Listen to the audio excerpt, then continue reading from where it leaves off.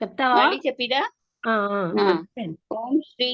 ఓం శ్రీ గురుభ్యో నమః. అక్టోబర్ 6, 2023 రాధా బర్నియర్ గారి చేత రచింపబడిన the way of self knowledge అనే పుస్తకంలోని విషయాల్ని లక్ష్మి గారు చదివి మనకి వివరిస్తారు. ఇవాళ సోర్స్ ఆఫ్ హ్యాపీనెస్, సంతోషానికి మూలం అనే విషయం. అంటే పురాతనమైన ఇండియా, భారతదేశంలో ఈ కాన్షియస్నెస్ అనేది పవిత్రంగాను, సంపూర్ణంగాను, నిజాయితీతో, నిజమైన డైమెన్షన్లో ఉండేది. దాన్ని synonymous with intelligence and bliss, అది మనకున్నటువంటి ఆ జ్ఞానము, అదే ఆ ఇంటెలిజెన్స్ తోటి, ఆ పరమానందం తోటిను సినానిమస్గా, అంటే దాంతో ఒకేలాగా ఉండేది. ఇక్కడ ఫ్యాక్ట్ ఏంటంటే, not only every human being, ప్రతి వ్యక్తే కాకుండా బట్ ఈ ప్రతి జీవం ఉన్న ప్రతిదీ కూడా ఆనందాన్ని కోరుకుంటుంది. అది మనకి ఏం నిరూపిస్తోందంటే, హ్యాపీనెస్ అన్నది అంతర్గతంగా మన కాన్షియస్నెస్ లోనే, మన ప్రవృత్తిలోనే ఉంది, ప్రకృతిలోనే ఉన్నదని. అంటే మానవులే కాదు, జీవం ఉన్న ప్రతిదీ కూడా హ్యాపీనెస్ కోరుతున్నదంటే, హ్యాపీనెస్ అన్నది నేచర్లోనే, కాన్షియస్నెస్ యొక్క నేచర్లోనే ఉంది. ఎవరు కూడా ప్రశ్నించారు ఆయన ఎందుకు హ్యాపీగా ఉన్నాడని. కానీ ప్రతి ఒక్కరూ హ్యాపీనెస్ అన్నది ఒక సామాన్య స్థితిగా, ఆయన యొక్క brightest to birth right to experience it, దాన్ని అనుభవించడం మన హక్కు అన్నట్టుగా ఫీల్ అవుతున్నాం. ఎవరైనా ఏమిటి ప్రశ్నిస్తారంటే, వెన్ దెర్ ఈజ్ ఆబ్సెన్స్, ఎప్పుడైతే మనం హ్యాపీగా లేమో, ఎందుకు అలా ఉన్నామని అలా మనం అడుగుతారు, అంటే ప్రజలు ప్రశ్నిస్తారు.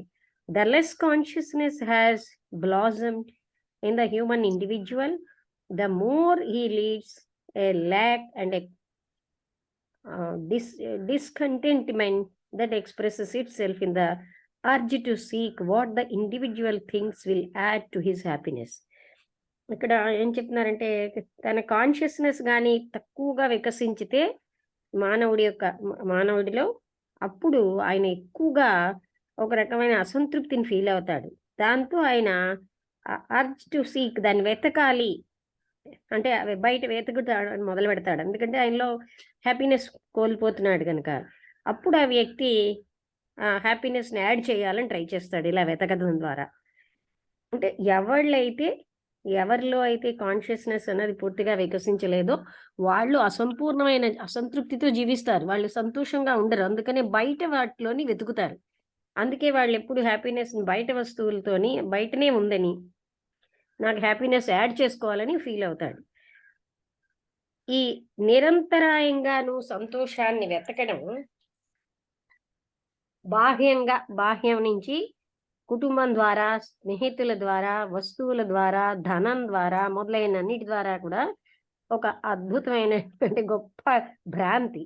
అందులో ప్రజలేమో గట్టిగా పట్టుబడిపోతున్నారు, అంటే ఆ భ్రాంతితో బంధించబడుతున్నారు. అంటే బయట వెతుకుతున్నారు, కుటుంబంలో, స్నేహితులు, వస్తువుల ద్వారా, డబ్బు ద్వారా, మొదలైన వాటి ద్వారా ఎక్స్ట్రా, అంటే వాళ్ళకి ఎంతో గొప్ప, అంటే గట్టిగా ఉన్నటువంటి భ్రాంతిలో బంధించబడుతున్నారు. ఈ భ్రాంతి ఎన్ని యుగాల నుంచి వస్తోంది. అది ఈస్టర్న్ ట్రెడిషన్, అంటే మన తూర్పు దేశాల సాంప్రదాయంలో ఒక పెద్ద సముద్రం అనేది దాంతో పోల్చారనమాట.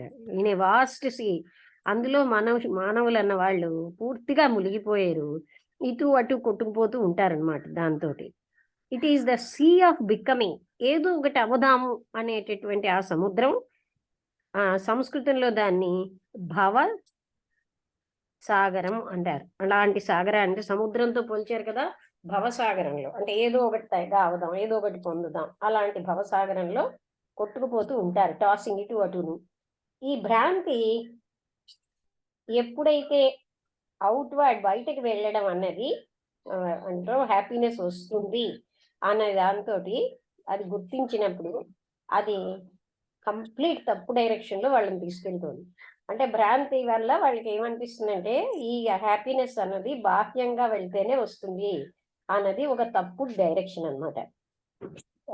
నిస్పృహతోటి వెతుకుతూ బయట అతను వాట్ ఈస్ సాట్ ఏదైతే వెతికారో అది subversive of what is sought. వెతికిన దాంట్లో వాళ్ళకి ఏమీ కూడా సబ్వర్సివ్ అంటే ఏమిటో చూడాలి. For the source of happiness is consciousness itself. Subversive అంటే చూద్దాం. సబ్వర్సివ్ చూస్తాను. SUB VERSIV.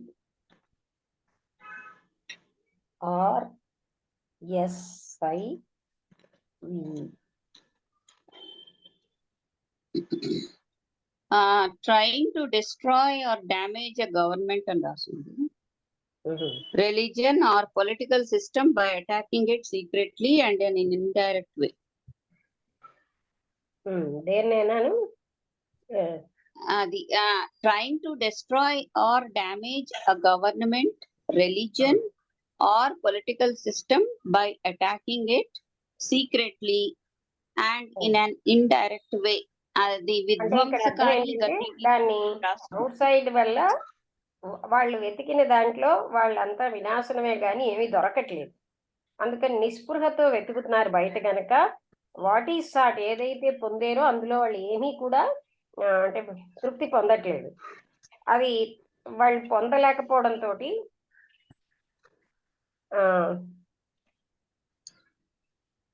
What is for the source of happiness is consciousness itself. ఎందుకంటే అది లోపల కాన్షియస్నెస్ లోనే సోర్స్ ఆఫ్ హ్యాపీనెస్ ఉంది. It is only by allowing the consciousness within to unfold.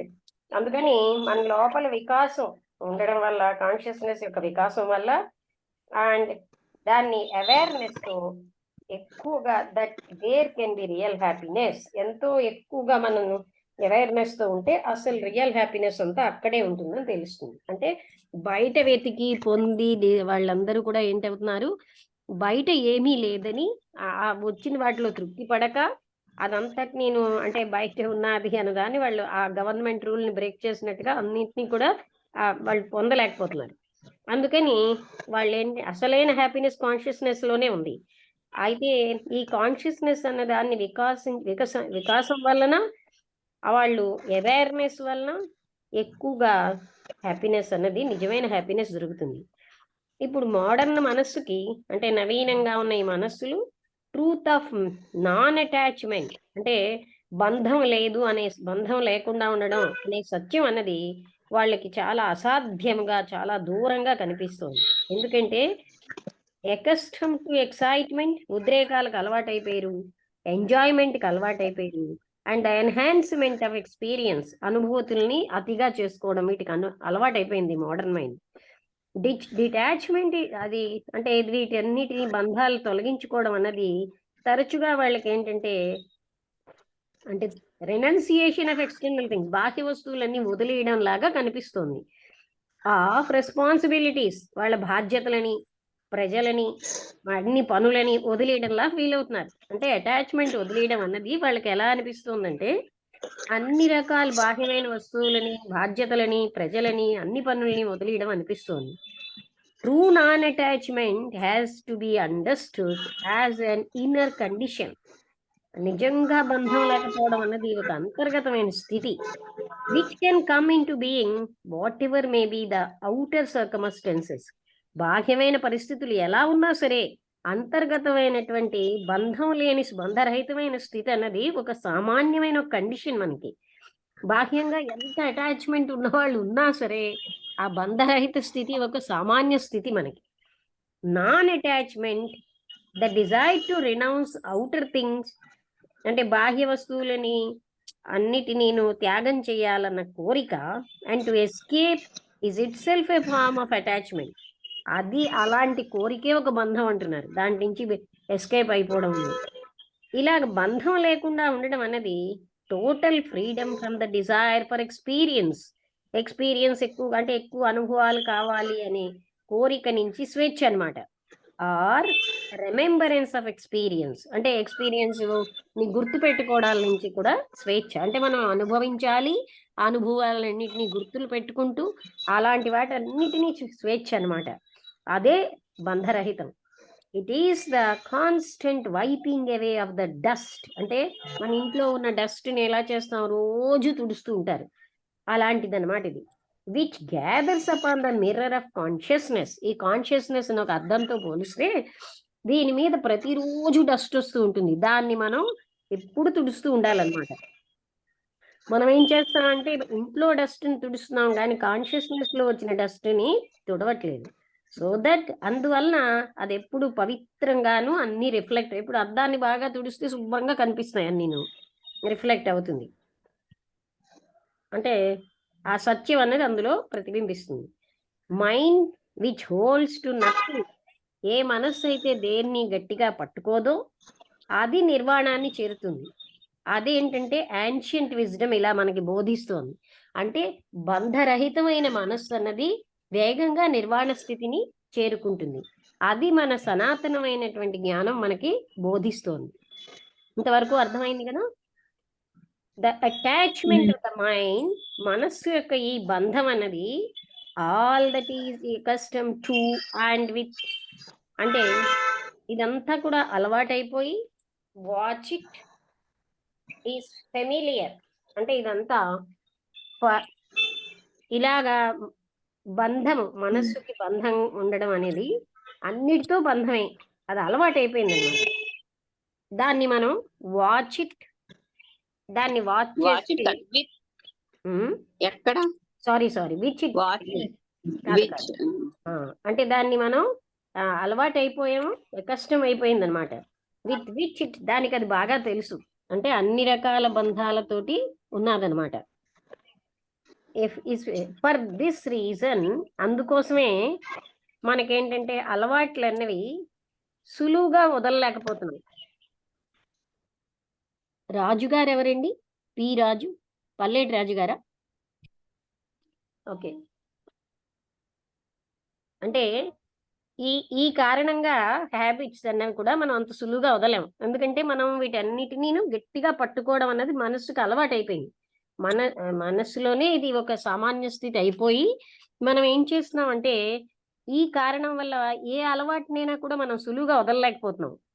Mind ఎప్పుడు కూడా దానికి కొన్ని అలవాట్లు, అంటే సాంప్రదాయబద్ధంగా ఉన్న వాటికి ఎప్పుడు వేలాడుతూ ఉంటుంది. అలాగే ఏవో రకమైన పద్ధతుల్ని గట్టిగా పట్టుకుంటుంది, అండ్ సాంప్రదాయాలని గట్టిగా పట్టుకుంటూ ఉంటుంది. అంటే ఏంటి, ఎప్పటి నుంచో ఉన్నవి, రైటా కాదా ఏమి కాదా, అలా దానికేమో గట్టిగా బంధించుకోవడం అలవాటైపోయింది. క్లింగ్స్ అంటే వేలాడుతూ ఉంటుంది అనమాట. అంటే ఏంటి, వాటినే పట్టుకుంటుంది. It fears death because death will deprive it of what it knows. అది భయం ఎందుకు దానికి అంటే, మృత్యు అంటే ఎందుకు భయం అంటే అది తెలుసున్నవన్నీ వదిలేయాలి కదా. మనసుకు తెలుసున్నవన్నీ వదిలేయడమే మనకు భయం. అంటే ఏంటి, మన వాళ్ళు, మన ఇల్లు, మన ఆస్తులు ఇవన్నీ వదిలేసి వెళ్ళిపోవాలి కదా మృత్యు అంటే. The fear of death is the fear of losing what is known.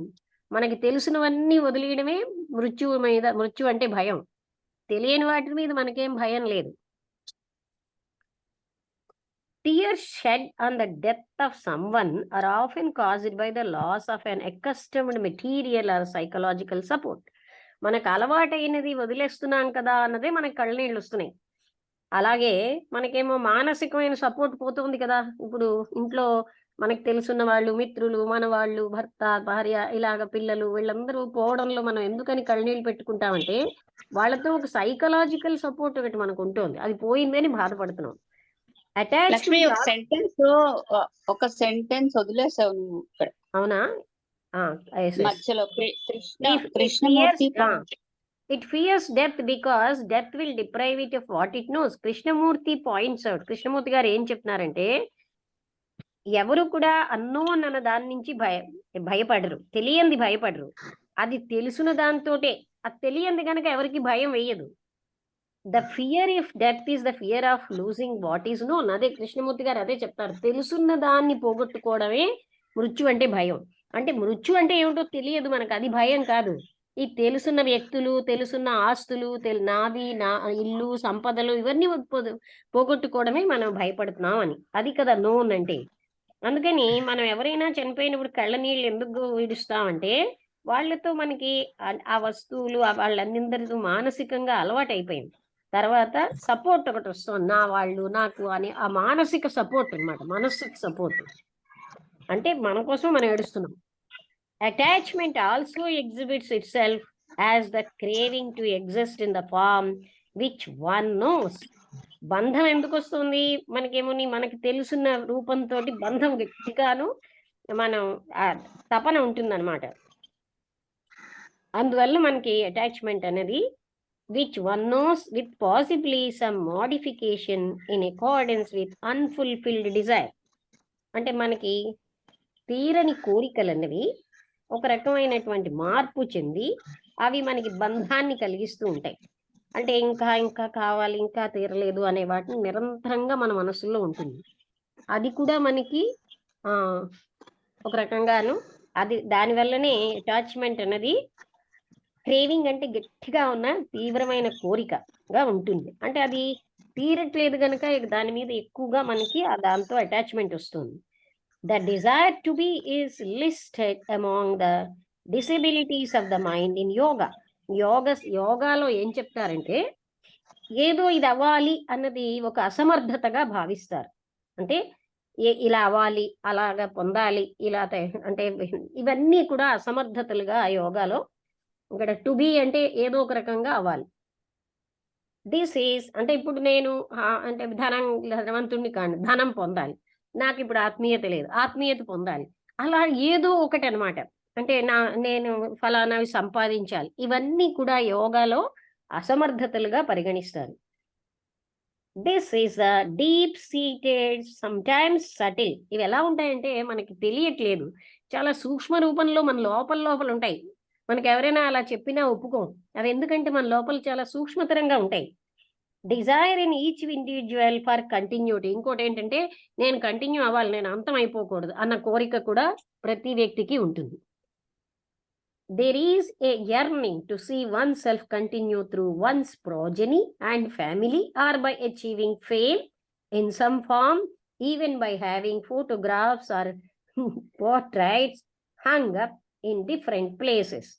అందుకే మనం ఏం చేస్తాం, ఆ కంటిన్యూటీ కోరుకుంటున్నాం గనక మనం ఎప్పుడో చనిపోయిన వాళ్ళ ఫోటోలు అవి పెట్టుకుంటాం.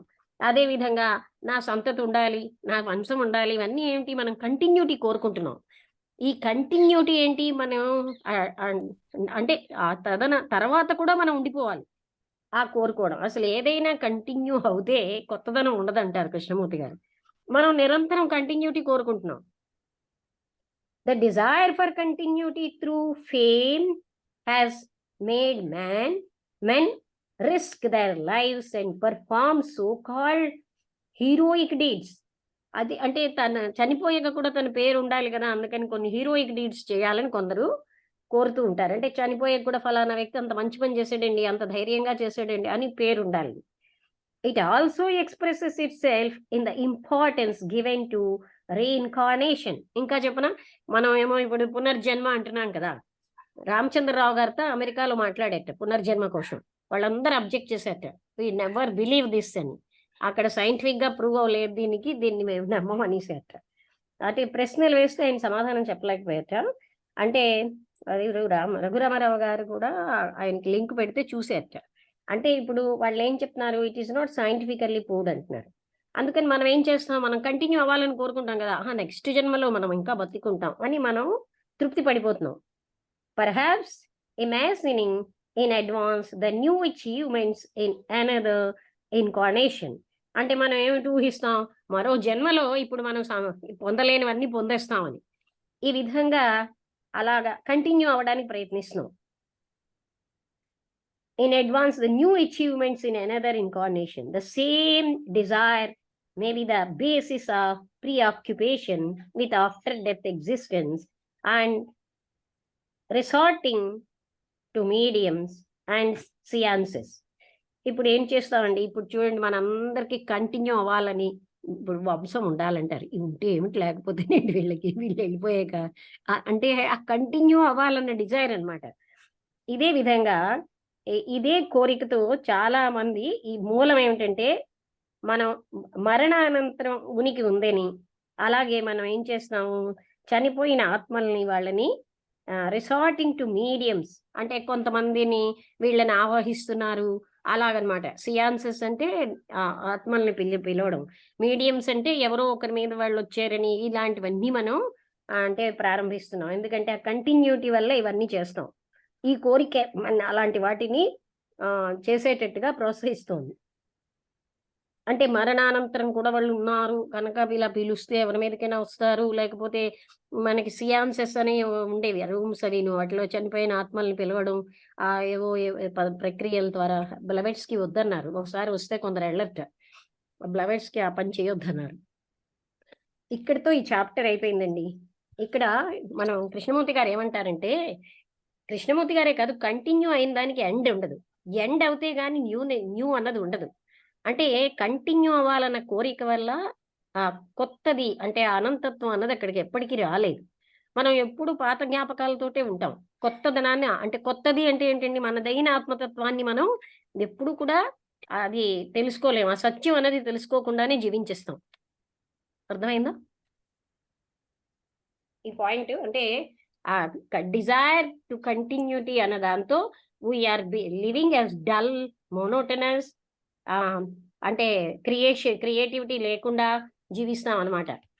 Dead old boring life.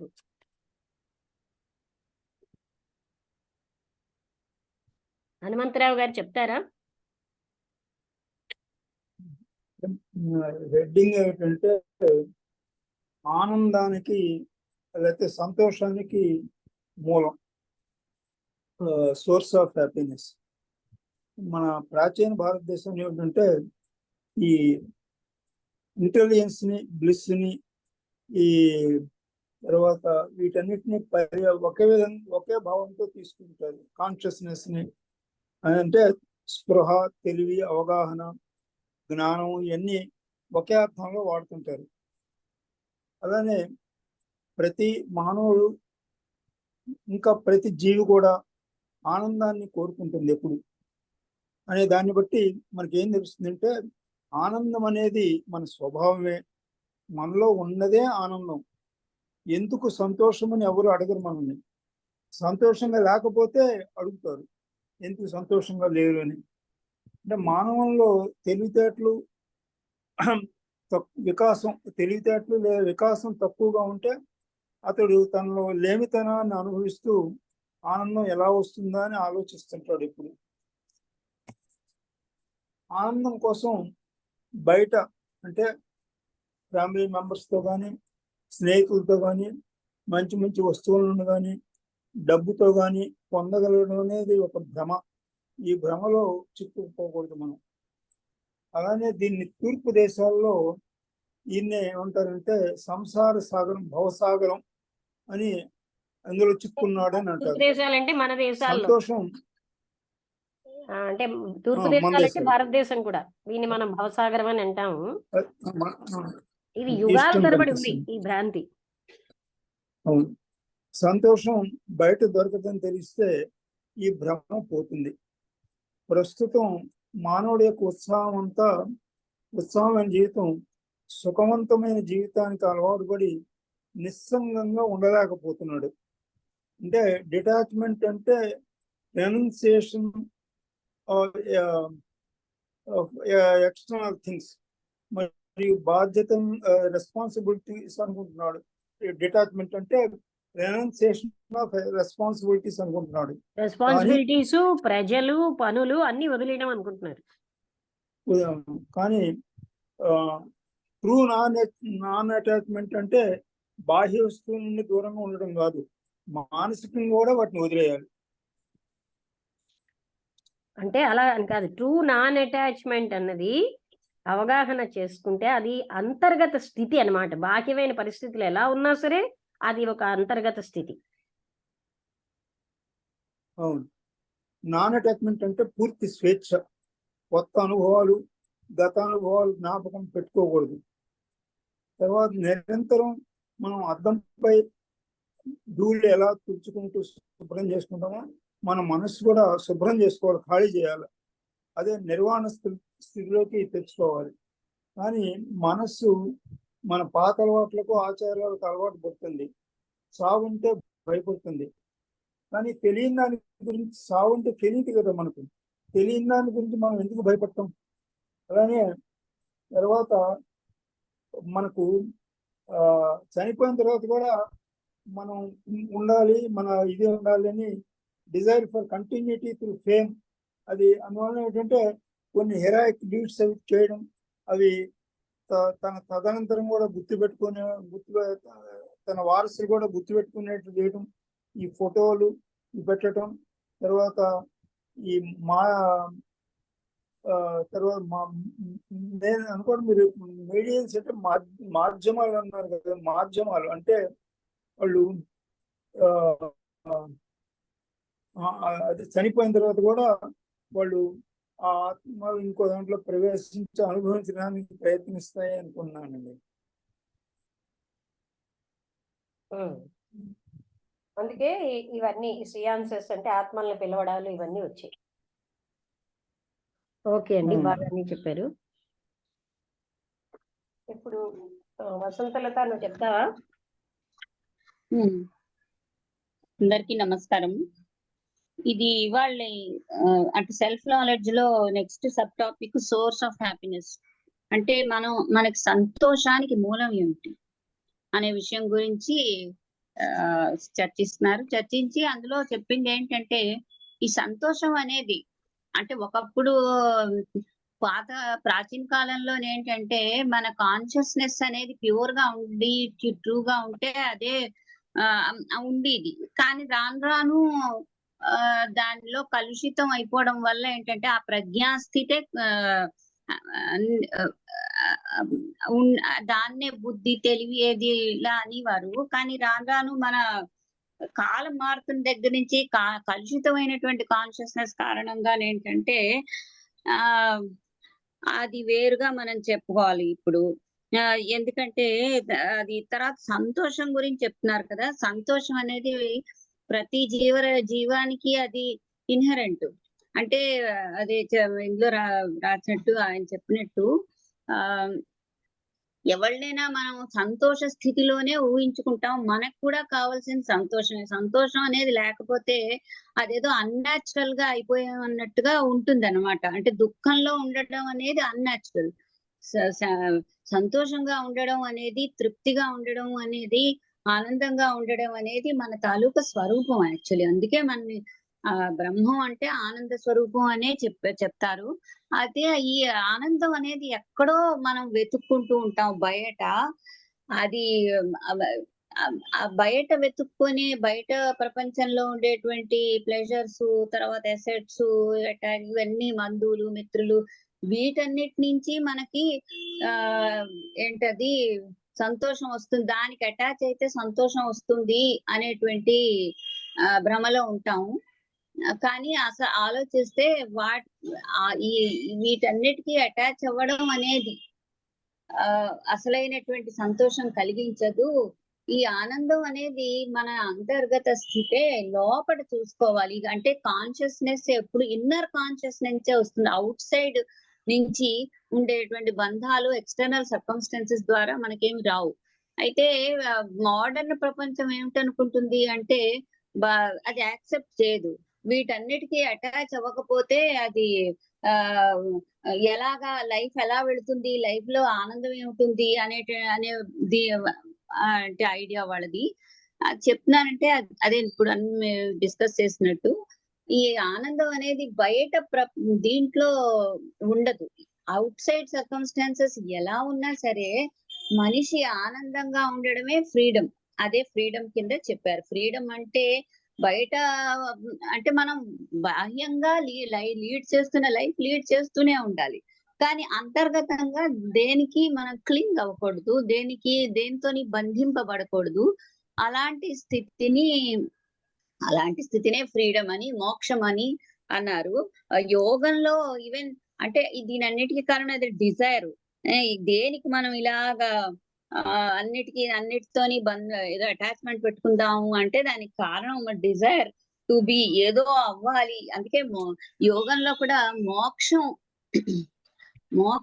మోక్షం కావాలి అనేటువంటి డిజైర్ కూడా ఒక బంధకం కిందే చెప్తారు. ఎందుకంటే దానివల్ల నువ్వు ఏదో అవుదాం అనుకుంటూ ఉంటావు. అది అందుకని అది ఎప్పుడు మన్ని మళ్ళీ దుఃఖాన్ని తీసుకొస్తూ ఉంటుంది అది అవ్వకపోతే. సో అది ఏమీ లేకుండా అసలైనటువంటి ఫ్రీడమ్ లో ఎక్స్పీరియన్సెస్ గాని, రిమెంబరెన్సెస్ గాని, పాస్ట్ ఇవన్నీ ఏమీ ఉండవు. అంతే అనుభవం అప్పటికప్పుడు నడుస్తూ ఉంటుంది. అది మనం చూస్తాం అంతేను. కానీ అంతర్గతంగా దాని వల్ల దాని ప్రభావం ఏది మన మీద ఉండదు. తర్వాత ఇప్పుడు కృష్ణమూర్తి గారు చెప్పినట్టుగా మనకి భయం ఎక్కడ డిజైర్ ఉన్న చోట భయం ఉంటుంది. ఉన్నది పోతుందేమో అనేటువంటి భయం. మనకు భయం డెత్ తో భయం కారణం డెత్ నోన్ స్టేట్ కాదు. మరి దానికి భయం ఏమిటి? అన్నోన్ స్టేట్ తో ఎప్పుడూ భయం ఉండదు. ఎందుకంటే అదేమిటో తెలియదు కాబట్టి. అసలు భయం మనకి తెలుసున్నవి పోతాయి అని చెప్పి మన బంధువులతో మనం సెపరేట్ అయిపోతాము. మన తాలూకా ప్లెజర్స్ అన్ని పోతాయి. మన జీవితం పోయింది అనేటువంటి దుఃఖంగా ఉంటుంది. అది దాని కారణంగా మనం డెత్ అంటే ఏమిటో భయపడిపోతూ ఉంటాము. అది అన్నారు. అందుకే దీంతో ఇన్ని విషయాల్లో బంధం కలిగించి ఉంటుంది కాబట్టే మానవ జీవితం దాన్ని భవసాగరం అని, సంసార సాగరం అని ఇలాగ చెప్పారు. సముద్రంతో పోల్చారు. ఎందుకంటే అందులో మనిషి పూర్తిగా మునిగిపోయి ఉన్నాడు. ఆ తర్వాత డిజైర్ అనేది ఎలా ఇంకా కంటిన్యూ అవ్వాలి, నేను ఉండాలి, నేను ఈ ప్రెజెంట్ స్టేట్ లోనే కాదు, ఈ జన్మలో కాదు, నెక్స్ట్ జన్మలో కూడా నేను ఉండాలి అనేటువంటి కోరిక కూడా మనిషి మన ఈస్టర్న్ సంప్రదాయాలు బాగా బిలీవ్ చేస్తూ ఉంటాయి. దాన్నే పునర్జన్మ సిద్ధాంతం అంటారు. దానికోసం అంటే ఈ జన్మలో కాకుండా ఈ జన్మలో కూడా అంటే how he wants to live even after his death, and that he tries to do by achieving so many things through portraits and through heroic deeds. ఇవన్నీ చేసి మనిషి he wants to be remembered by others forever. అది ఒక రకమైనటువంటి కోరిక. అది కూడా ఒక అటాచ్మెంటే. సో ఆ అటాచ్మెంట్ నుంచి కూడా మనం బయటపడాలి. అంటే మనకి కోరిక లేని స్థితిలో ఉండాలి. అది చెప్పారు. అదే మరి ఇంకా అదే, అంతకంటే నాకు ఇంకేం. ఓకే, అంటే అలాగ కంటిన్యూ అవడం మన వాళ్ళు వంశోద్ధారకుడు ఉండాలంటారు. వంశను ఉద్ధరించకపోతే వంశోద్ధారకుడు ఉండాలి. ఆస్తిపాస్తులు పెట్టుకోవాలి, వాళ్ళ